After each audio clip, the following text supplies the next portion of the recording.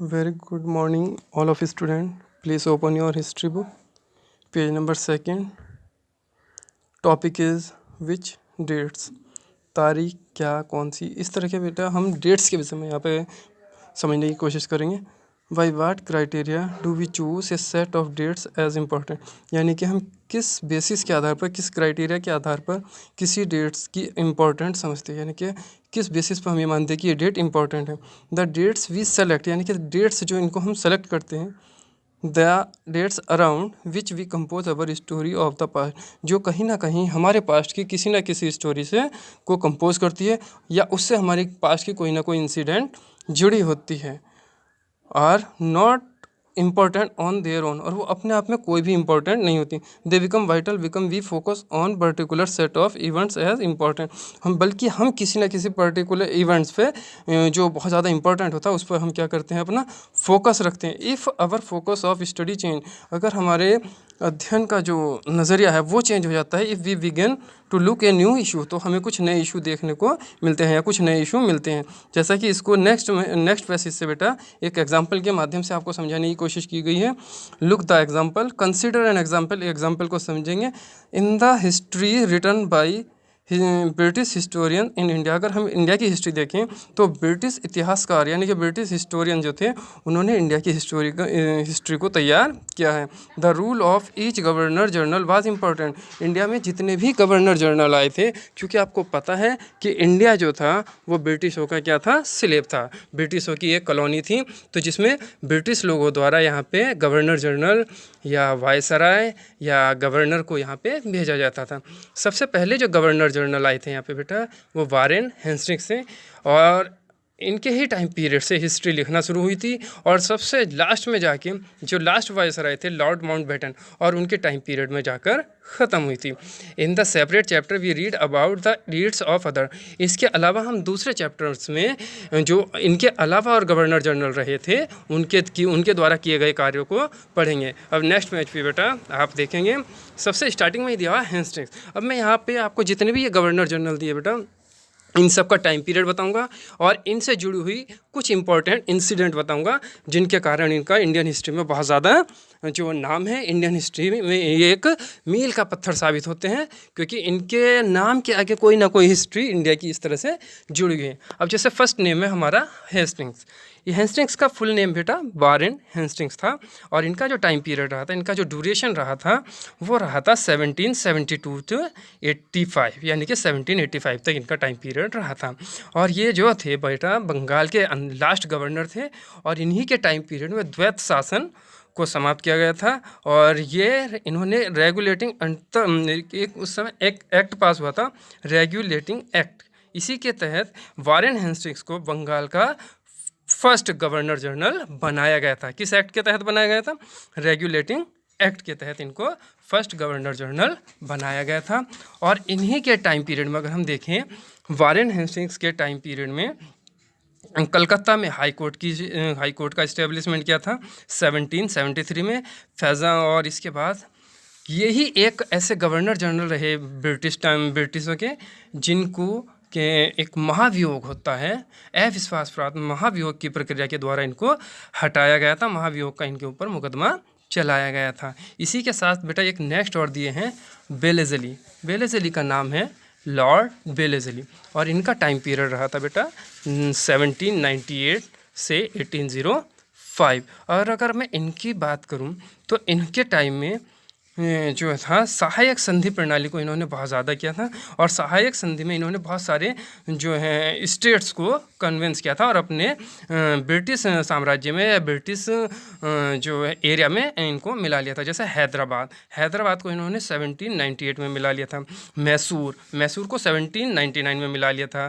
तंजौर को बेटा इन्होंने 1799 में मिला लिया था. अवध को 1801 में मिला लिया था. इसी तरह से इन्होंने बहुत सारी इस तरह के जो वर्क किए थे. इसके नेक्स्ट थे वेंटिंग, लॉर्ड विलियम वेंटिंग. ये हमारे इंडिया के गवर्नर जनरल थे. ये क्या थे, हमारे गवर्नर जनरल. और लॉर्ड विलियम वेंटिंग का जो बेटा टाइम पीरियड रहा था वो 1828 से 1835 रहा था। और इनके टाइम पीरियड में इंडिया में बहुत ज़्यादा डेवलपमेंट हुआ था। जैसे एक सती प्रैक्टिस हुआ करती थी, तो सती प्रैक्टिस को राजा राम मोहन राय के प्रयासों के माध्यम से लॉर्ड विलियम बेंटिंक ने सती प्रैक्टिस को 1829 में एक नियम के तहत इसको इलीगल बना दिया था। अगर कोई भी इस तरह की प्रैक्टिस करता है, सती प्रैक्टिस के लिए किसी को इंकरेज करता है, तो उसके खिलाफ जो एफआईआर होके उसको जेल में भेज दिया जाता था। सती प्रैक्टिस बेटा ये होती थी कि जब किसी स्त्री का पति मर जाता था तो उसको जीते जी उसकी चिता में जिंदा जला दिया जाता था। और इसी के साथ इन्होंने ठगी प्रथा 1830 में इसको समाप्त किया था। इसके नेक्स्ट अगर हम देखें तो डलहौजी आए थे। डलहौजी का जो बेटा टाइम पीरियड रहा था वो रहा था 1848 से 1856। इनका अगर हम डलहौजी का टाइम पीरियड देखें तो इनके टाइम पीरियड में इंडिया में बहुत ज़्यादा अचीवमेंट की थी, इंडिया ने बहुत ज़्यादा प्रोग्रेस की थी। जैसे अगर हम ये कहें तो लॉर्ड डलहौजी को इंडिया में भारतीय रेल यानी कि इंडियन रेलवे का फाउंडर कहा जाता है। इन्होंने ही मुंबई टू थाने के बीच में फर्स्ट ट्रेन चलवाई थी, जो कि 1853 में चलाई गई थी। इन्हीं के द्वारा अगर मैं देखूँ तो पोस्ट ऑफिस एक्ट इनके द्वारा लागू किया गया था। और इसके साथ ही इन्होंने क्या था कि वुड डिस्पैच को लागू किया था। वुड डिस्पैच यानी कि प्राथमिक शिक्षा से लेकर विश्वविद्यालय तक की शिक्षा के लिए एक व्यापक योजना इन्हीं के द्वारा बनाई गई थी। रुड़की का जो इंजीनियरिंग कॉलेज है, जिसको हम IIT रुड़की बोलते हैं, इन्हीं के समय में स्थापित किया गया था। और इसके साथ एक नेक्स्ट और आए थे बेटा हमारे कैनिंग को अगर हम देखें लॉर्ड इनके बाद आए थे बेटा लॉर्ड कैनिंग। अगर लॉर्ड कैनिंग के टाइम पीरियड की बात करें तो लॉर्ड कैनिंग का जो टाइम पीरियड रहा था वो हमारा 1856 से 1862 रहा था। और लॉर्ड कैनिंग के टाइम में बेटा 1857 का रिवॉल्ट हुआ था, जिसको हम 1857 का जो है संग्राम बोलते हैं। और इन्हीं के टाइम में इंडियन हाई कोर्ट एक्ट बना था, जिसके 1861 के द्वारा मुंबई, कलकत्ता, मद्रास में एक हाई कोर्ट की स्थापना की गई थी। कैनिंग के बाद अगर हम देखें तो सेकंड लाइन में देखिए लॉरेंस लिखा हुआ है बेटा। इनका कंप्लीटली नेम जो था वो सर जॉन लॉरेंस था। और इनका जो टाइम पीरियड रहा था इंडिया में as a governor general, as a viceroy 1863 to 1869 रहा था। और इन्होंने टाइम पीरियड में क्या हुआ था, एक अकाल आयोग यानी कि जो फेमाइन डिपार्टमेंट था उसकी इस्टेब्लिशमेंट की थी। और इन्होंने ही इंडियन फॉरेस्ट्री डिपार्टमेंट की इस्टेब्लिश किया था, यानी कि भारतीय वन विभाग की स्थापना इन्हीं के टाइम पीरियड में की गई थी। इसके नेक्स्ट अगर हम देखें लॉर्ड लिटन का जो टाइम पीरियड रहा था बेटा वो 1876 से 1880 रहा था। और इन्हीं को एक और जो है उपनेम यानी कि इनका एक और दूसरा नाम था ओवन मोरिडिथ। इनको ओवन मोरिडिथ के नाम से जाना जाता था। और इन्हीं के दरबार में जब 1877 में इनके दरबार में महारानी जो क्वीन ब्रिटेन की जो क्वीन थी विक्टोरिया, वो आई थी, उनको कैसरे हिंद की जो है उपाधि दी गई थी। और इन्हीं के टाइम पीरियड में वर्नाक्यूलर प्रेस एक्ट 1878 जो था वो पारित हुआ था। और इसके बाद एक और आए थे हमारे लॉर्ड रिपन का जो टाइम पीरियड था बेटा 1880 से 1884 रहा था। और इन्होंने वर्नाक्यूलर प्रेस एक्ट जो इनसे पहले लॉर्ड लिटन ने लागू किया था, पारित किया था, उसको इन्होंने फिनिश कर दिया था। और इनके कार्य को स्थानीय स्वशासन महत्वपूर्ण था। और इनके समय में ही 1881 में इंडिया की जो नियमित जनगणना यानी कि सेंसस जो स्टार्ट हुआ था वो इन्हीं के टाइम पीरियड में हुआ था। और तब से लेके 12 साल के बाद, हर 12 साल के बाद वो चीज़ लागू होती। और इन्हीं के टाइम में जो था बेटा प्रथम फैक्ट्री अधिनियम यानी कि जो फैक्ट्री लगती थी वो 1881 रिपन के द्वारा ही लाया गया था। और इसके नेक्स्ट और एक और रहे थे हमारे कर्जन।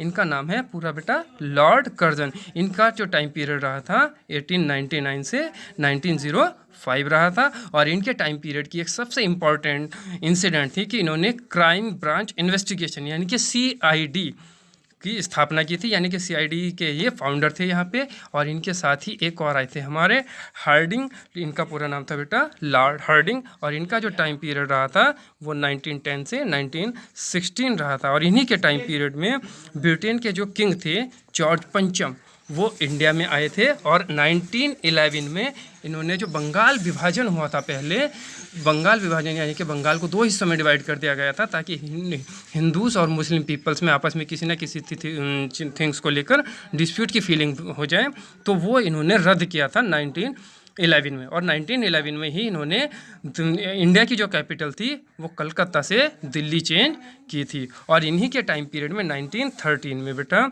गीतांजलि जो रविंद्रनाथ टैगोर द्वारा लिखी गई एक पोइट्री थी, उसको जो है साहित्य का नोबेल प्राइज़ दिया गया था। और इन्हीं के टाइम पीरियड में 1915 में महात्मा गांधी साउथ अफ्रीका से वापस इंडिया आए थे।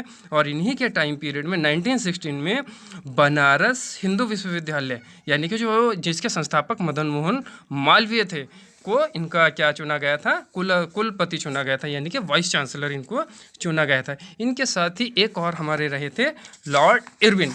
लॉर्ड इरविन की बात अगर मैं करूं तो लॉर्ड इरविन का जो बेटा टाइम पीरियड रहा था वो 1926 से 1931 रहा था। और इन्हीं के टाइम में 1928 में साइमन कमीशन भारत आया था। और इन्हीं के टाइम पीरियड में मोतीलाल नेहरू द्वारा एक रिपोर्ट प्रस्तुत की गई थी। और इन्हीं के टाइम पीरियड में एक और इंसिडेंट हुई थी जो कि मोहम्मद अली जिन्ना के द्वारा की गई थी 1929 में। और इसी जो मोहम्मद अली की जो डिमांड थी यहाँ पे 1929 में जो इन्होंने लॉर्ड इरविन के टाइम में रखी थी, उसको 14 सूत्रीय मांग कहा जाता है। इरविन जो नेहरू की इनकी मोहम्मद अली ने नेहरू की रिपोर्ट के प्रति उत्तर में जो नेहरू ने रिपोर्ट दी थी, अभी मैंने बताया था आपको मोतीलाल नेहरू ने एक रिपोर्ट प्रस्तुत की थी, तो उनके प्रत्युत्तर में मोहम्मद अली जिन्ना साहब ने 1929 में 14 सूत्रीय मांग प्रस्तुत की थी। और इन्हीं के टाइम पीरियड में जो है लाहौर अधिवेशन हुआ था जो 1929 में हुआ था। यहीं पे इंडिया की साइड से, कांग्रेस की साइड से पूर्ण स्वराज की मांग की गई थी।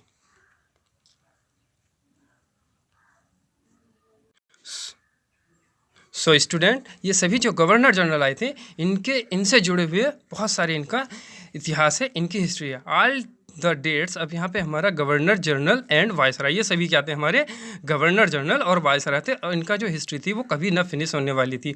All the dates in this history book were link to this personality, और इन बुक्स में जितना भी साहित्य दिया है वो इनकी सब पर्सनैलिटी से मिला हुआ है। To their activities political achievement, जो इनकी पॉलिटिकल एक्टिविटीज़ थी, चाहे वो सोशली एक्टिविटीज़ थी या इनकी उपलब्धियाँ, वो इसमें सारी जुड़ी हुई हैं, इनको लगाया गया है। It was as if there was nothing outside their life, जबकि इनके बाहरी जीवन से कोई सरोकार नहीं है। That was important for us to know, और उसे जानने के लिए हम उसे जानना हमारे लिए बहुत ज़्यादा इम्पॉर्टेंट नहीं है। The chronology of their lifes mark the different chapters of the history to British in history of British India, यानी कि ब्रिटिश इंडिया की जो ब्रिटिश हिस्ट्री थी उसके ये चैप्टर वाइज चैप्टर थे। इसके आगे बेटा इस पैसेज में ऐसा कुछ खास दिया नहीं है, लेकिन कल जो हमारा टॉपिक स्टार्ट होगा वो इसी के जस्ट आगे दिया हुआ, हाउ टू बी